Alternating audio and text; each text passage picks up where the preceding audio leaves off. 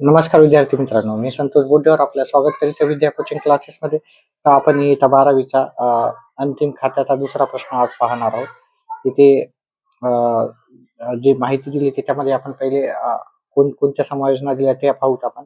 त्याच्यावर tick mark करू. नंतर आपण प्रश्न सॉल्व्ह करू. 31 मार्च 2019 रोजी शिल्लक असलेल्या मालाचे मूल्य 58,000 आहे. म्हणजे हे वर्षाच्या शेवटचा जो माल आहे त्याला संवरण स्कंद म्हणतो. अदत्त आहे अधिकार शुल्क आणि मजुरी. अधिकार शुल्क आपण इथे जर पाहिलं अधिकार शुल्क इथे आहे आणि मजुरी कुठे आहे पाहूत आपण मजुरी इथे. या दोघांना आपण टिक मार्क करून घेऊ. त्याच्यानंतर ऋणकोवर बुडीत कर्ज निधी आणि संशयित कर्ज निधी काढायचे आपल्याला आणि त्याच्यानंतर इमारतीवर काय करायचं आहे घसारा करायचा आहे जमीन व इमारत आणि उपस्करावर 10% तर जमीन आपण ऋणकोला टिक मार्क करू. तो ऋणको कुठे आहे विविध ऋणको उपस्कर आणि जमीन इमारत बुडीत कर्ज निधी आणि संशयित कर्ज निधी असतील तर त्याला पण आपण टिक मार्क करू. ठीक आहे. तर अशा प्रकारे जे समायोजना होत्या ते आपण वाचून घेतलेल्या आहेत. त्याच्यानंतर आपण काय करू आता सुरुवात प्रत्यक्ष करू. आता मी काही इथे गोष्टी लिहून ठेवलेल्या आहेत. ठीक आहे. प्रारंभ स्कंद खरेदी परत विक्री परत हे इथेच राहते. ठीक आहे. इकडे ताळेबंद बनवलेला आहे. आता इथे पहिली जी समायोजना आहे म्हणजे वर्षाच्या शेवटी शिल्लक राहिलेला माल आपला जो आहे 58,000 तो आपल्याला कुठे लिहायचा आहे इथे संवरण स्कंद 58,000 लिहायचा. ठीक आहे. व्यापार खात्यात आणि दुसरा इफेक्ट होतो त्याचा संपत्तीला संवरण स्कंध. ठीक आहे. 58,000. दुसरी समायोजना पाहूत आपण अदत्त खर्च अधिकार शुल्काला आपण इंग्रजीमध्ये रॉयल्टी म्हणतो. ठीक आहे. अधिकार जो शुल्क आहे तो आपला येतो व्यापार खात्यामध्ये. आपण इथे अधिकार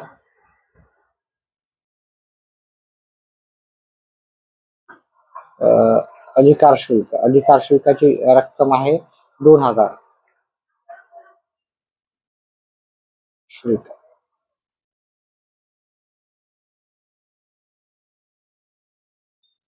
2,000 अदत्त आहे. अदत्त म्हणजे द्यायचा बाकी आहे त्याच्यामुळे हे आपण अधिक करतो. अदत्त किती आहे अदत्त आपल्याला 1,500 अजूनही द्यायचा बाकी आहे. ठीक आहे. हे 3,500 होते आणि याचा जो दुसरा इफेक्ट आपण हे मजुरीचा पण आपण घेऊ. मजुरी आपली किती आहे कुठे आहे मजुरी तर पाहिली तर आपण टिक मार्क केलेली आहे ऑलरेडी. 3,000 मजुरी आहे. मजुरी 3,000 त्याच्यामध्ये अदत्त हे 800 आणि हे दोन्ही मिळून आपले 3,800. आता ह्या दोघांचे जे आपले दुसरे इफेक्ट आहेत ते आपण देयता बाजूला लिहितो. तर देयता बाजू आपण इथे लिहू. थोडीशी जागा इथे ठेवू. ओके. भांडवलासाठी अदत्त अधिकार शुल्क मी दोन्ही वेगवेगळेच लिहिणार आहे. तुम्ही एकत्र करून पण लिहू शकता. अदत्त मजुरी. ठीक आहे. अदत्त मजुरी 800. पहा हे जे पण आपण प्लसची रक्कम करतो अधिक करतो त्याच्यात डबल इफेक्ट होतो. ह्या रकमेचा नाही होणार ह्या रकमेचा नाही फक्त ह्याच रकमेचा होईल. चला तिसरी समायोजना पाहूत आपण. कर्मचाऱ्यांना अग्रिम दिलेले वेतन म्हणजे हे आधीच दिलेले आहेत. तर वेतन कुठे आहे पहा वेतन आहे आपल्याला 5,000. वेतन कोणीकडे येतं तर वेतन येतं नफा तोटा खात्यामध्ये. तर इथे वेतन घेऊत आपण. त्याला पूर्वदत्त म्हणतात.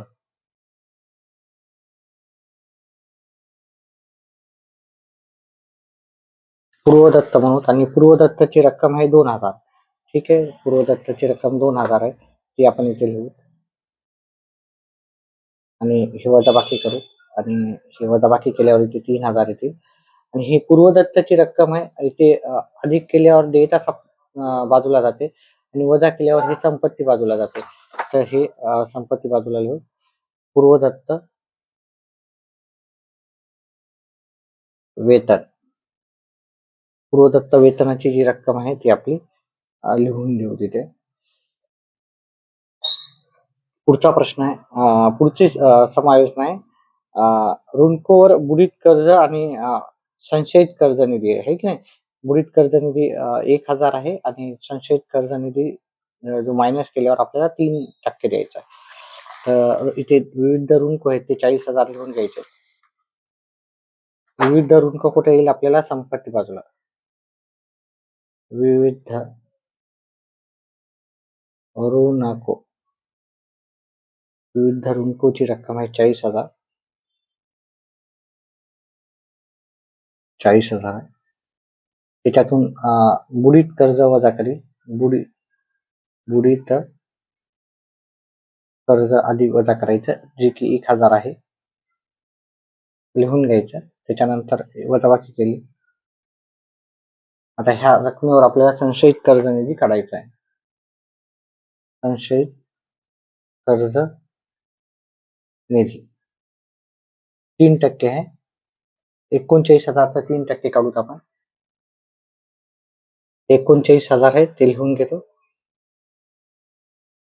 याच्यावर 3%, 1,2,0 गेले, 1,2,0 गेले, 390 गुणिले 3 करूत आपण. 0, 27 ला 7, 2, 9, 2, 11, 1,170. वजाबाकी करायची, 0 येईल, जात नाही, हे 89 झाले. इथे घेतला, हे 3 झाले, हे 8 झाले, हे 7 झाले आणि हे 3, 37,930. याचा दुसरा इफेक्ट होतो आपला इथे करायचा. आता हे मी चारही गोष्टी आहेत त्या नेहमीच लिहून घेतो. बुडीत कर्ज जुना, त्याच्यामध्ये मिळवायचे बुडीत कर्ज नवीन, बुडीत कर्ज नवीन.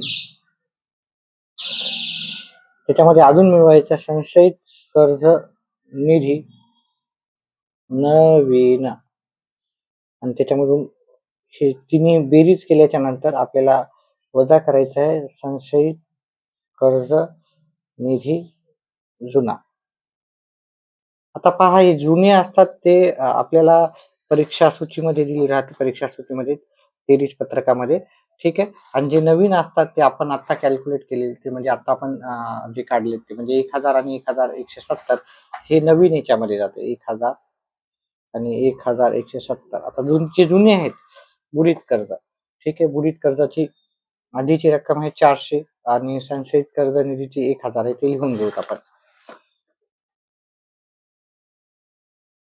400 आहे, त्या सर्वांची बेरीज करू, 570. आणि संशयित कर्ज निधी आहे 1,000, तो 1,000 याच्यातून वजा करू. वजाबाकी केल्यावर ही 1,570, ठीक आहे. त्याच्यानंतर आपण आता काय करू, पुढची जी समायोजन आहे शेवटची ती पाहू. इथं जमीन व इमारतीवर 5% व उपस्करावर 10% घसारा आहे. हे दिसत नसलं तरी पुस्तक समोर ठेवा आपल्या, जेणेकरून हे सर्व तुम्हाला सोपं जाईल. कारण आपला अकाउंटचा जो प्रश्न असतो फार मोठा असतो. तर जमीन व इमारतीवर 5%, तर जमीन व इमारत आपल्याला कुठे लिहायची, संपत्ती बाजूला.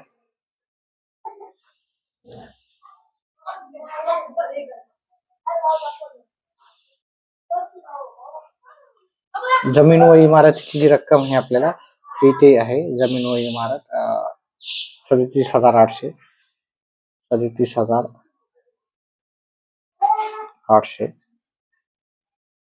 वजा घसारा. घसाऱ्याची रक्कम आपल्याला इथे 5% आणि उपस्करावर 10%. उपस्कर पण आपण लिहून घेऊ नंतर. हे 5% काढायचं, याच्यावर ह्या रकमेवर 5% काढायचं. 37,800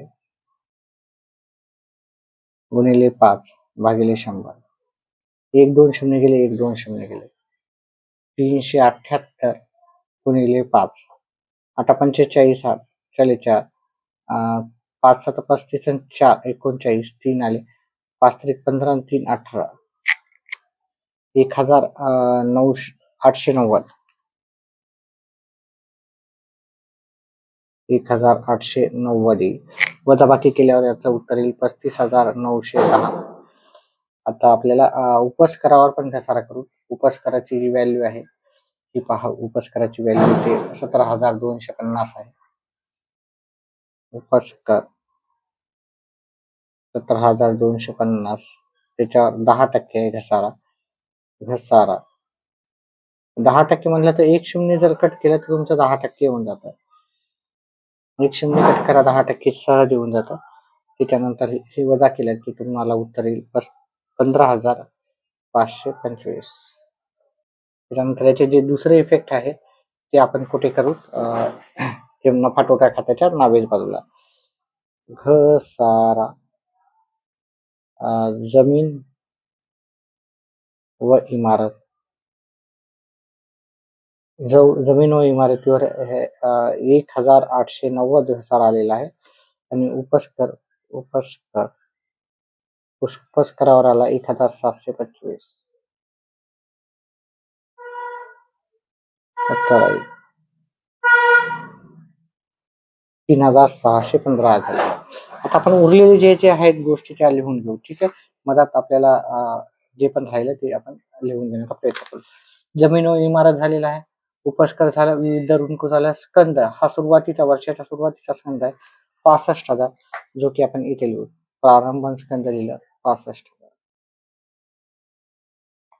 त्याच्यानंतर बुडीत कर झालं. छपाई व लेखन सामग्री ही कुठे येईल आपल्याला नफा तोटा खात्यामध्ये 4,000. हे 4,000 पहिले लिहूत आपण.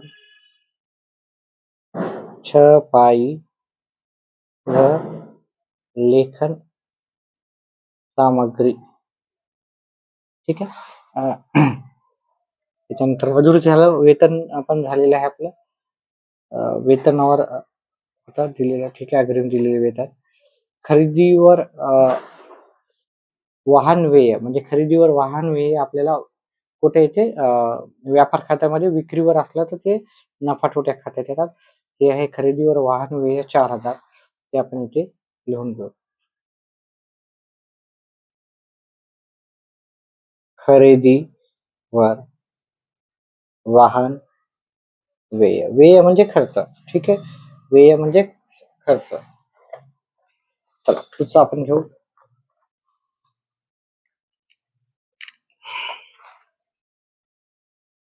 विक्री परत 2,000 आहे. विक्री परत आपण विक्री परतच्या इथे लिहून घेऊ.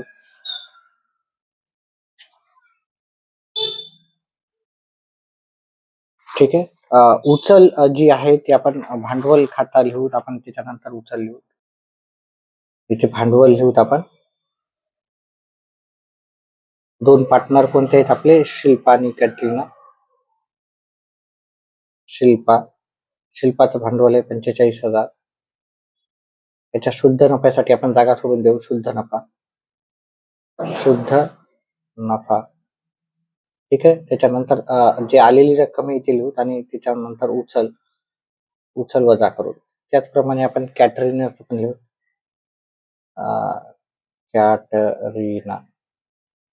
कॅटरीनाचं पण भांडवल किती आहे, 45,000 आहे.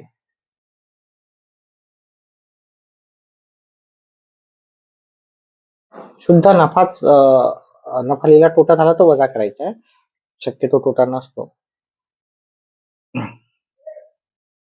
शुद्ध नफा. त्याच्यानंतर एक लाईन सोडायची आणि त्याच्यानंतर उचल.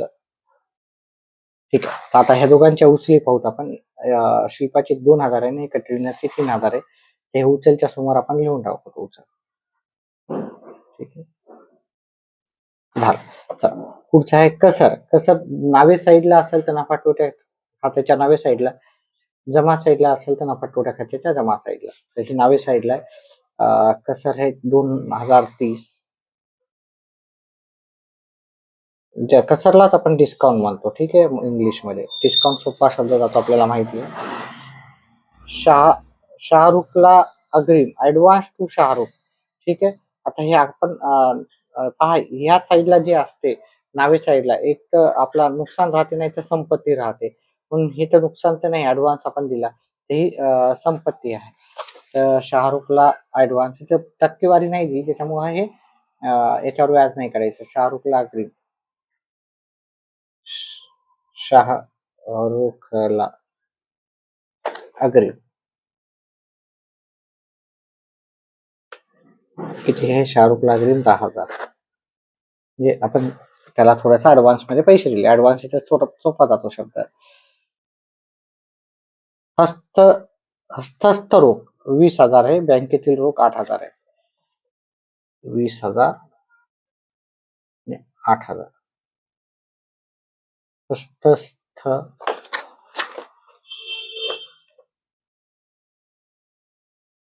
हस्तस्थ रोख म्हणजे आपल्याजवळ असलेली, ठीक आहे, दुकानामध्ये. आणि बँकेतील दुसरा आहे बँकेतील रोख.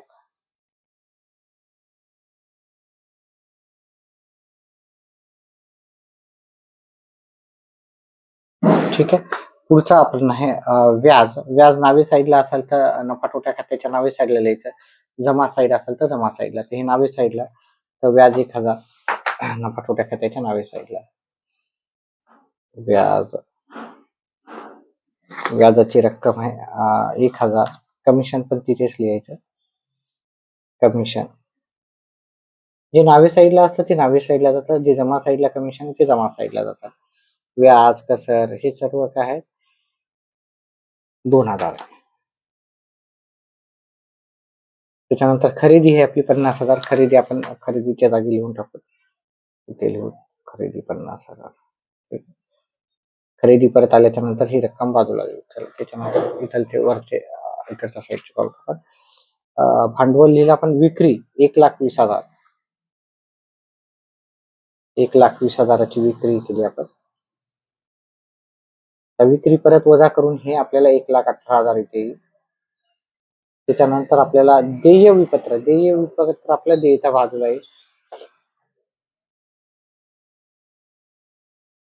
देय विपत्र देयच्या बाजूला आपल्याला लिहायचे 17,500.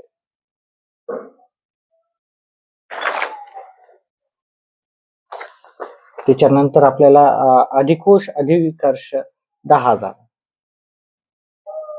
याला बँक ओव्हरड्राफ्ट पण म्हणतो आपण. अधिकोष अधिविकर्ष.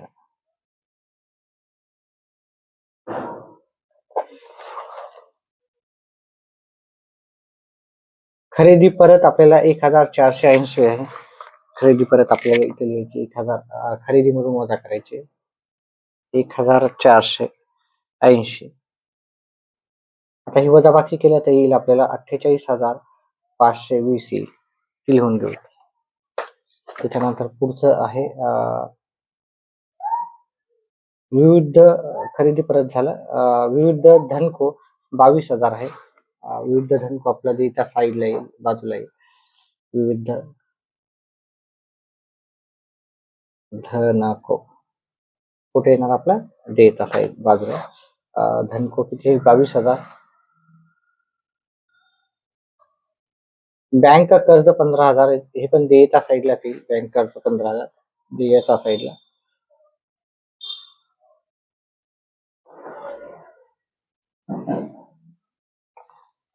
त्याच्यानंतर संचयित कर्ज दिलेलं. प्राप्त व्याज. प्राप्त व्याज म्हणजे व्याज आपल्याला मिळालेलं आहे, जे की आपण नफा तोटा खात्याच्या जमा साईडला लिहू. प्राप्त व्याज. ठीक आहे. अशा प्रकारे आपण हे सर्व प्रश्न सॉल्व्ह केला. आता याचं कॅल्क्युलेशन पण आपण करू. कॅल्क्युलेशन मध्ये पुस्तकाची गरज नाही आपल्याला.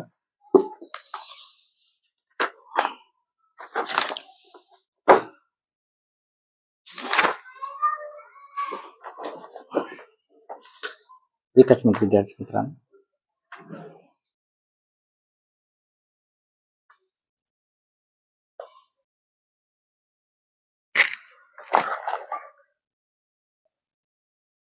आता इथे आपण उत्तर करताना हे पहिले आपण व्यापार खात्याचा जमा साईड पाहू. जमा बाजू. तर याचं टोटल केलं तर 1,18,000 आणि 58,000. त्या दोघांची बेरीज करा. 0,0,0,6 येईल. 7 1,76,000 आलं. आणि ह्या बाजूची टोटल करूत आपण. ह्या बाजूची टोटल आपण इथे डायरेक्टच करू. 2 इथे इथे 0 होता, कॉमा देऊत आपण इथं. कॉमाच्या इकडच्या साईडला 8 आणि 5 13, 18, 18ला 8 येतील. चला 1 6, 6 आणि 8 14, 15 16 17 18 19 20, 20 आणि 4 24, 24ला 4 हातच्याले 2, 6 आणि 2 8 9 10 11 12, 12ला 12 लिहून टाकू. ठीक आहे. तर कोणती साईड जास्त आहे? तर जमा साईड जास्त आहे.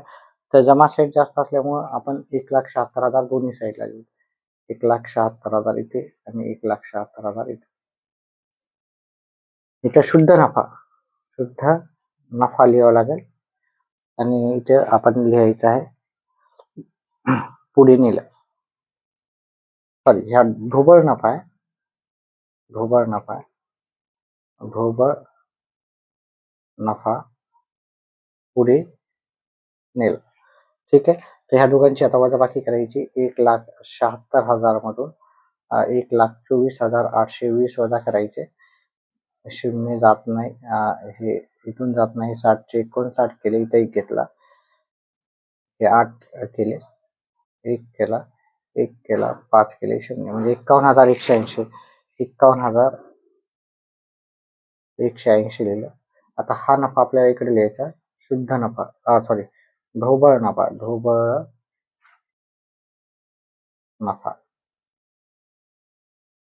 51,180. त्याच्यानंतर आपल्याला काय करायचं, सेम प्रोसेस इथं पण करायची. ठीक आहे. ह्या बाजूचं टोटल करायचं, ह्या बाजूचं टोटल करायचं. मी आधीच करून ठेवलेलं आहे, त्याच्यामुळे मी ते लिहून देतो. ठीक आहे. दोन्ही बाजूचं टोटल केल्यावर त्या बाजूचं टोटल आलेलं आहे आपल्याला 52,680. हेच रक्कम मी इथे लिहून टाकली, 52,680. आणि आपल्याला ह्या दोघांमध्ये जर टोटल करून वजाबाकी केली तर आपला शुद्ध नफा येतो. शुद्ध नफा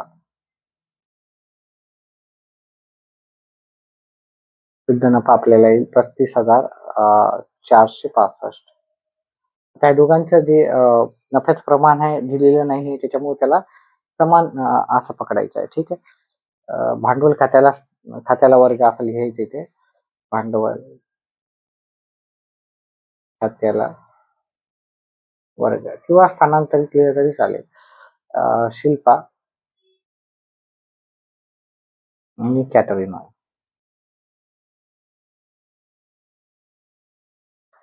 ठीक आहे. शिल्पा आणि कॅटरीना. आणि एकाला आपल्याला पॉइंट मध्ये आल्यामुळे आपल्याला इथं विषम संख्या आल्यामुळे एकाला जास्त द्यावं लागेल.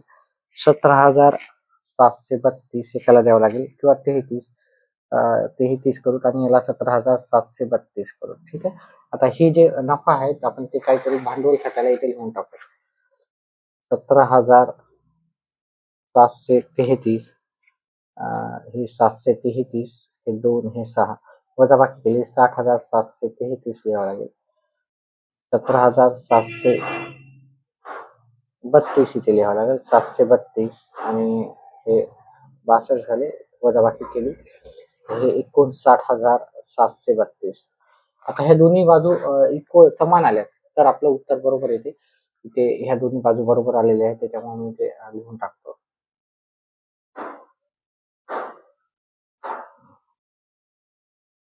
पहा, हे लिहिताना व्यवस्थित एकाच रेषेमध्ये येतील असं हे करूनच लिहायचं आपल्याला. ठीक आहे. 1,87,265 टोटल आलेलं आहे.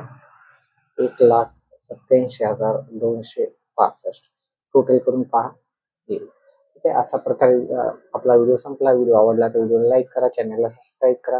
लाईकच्या नंतर एक हाईप ऑप्शन येतो, त्या हाईपला पण तुम्ही प्रेस करा. व्हिडिओ पाहिल्याबद्दल धन्यवाद. आपला दिवस शुभ राहो.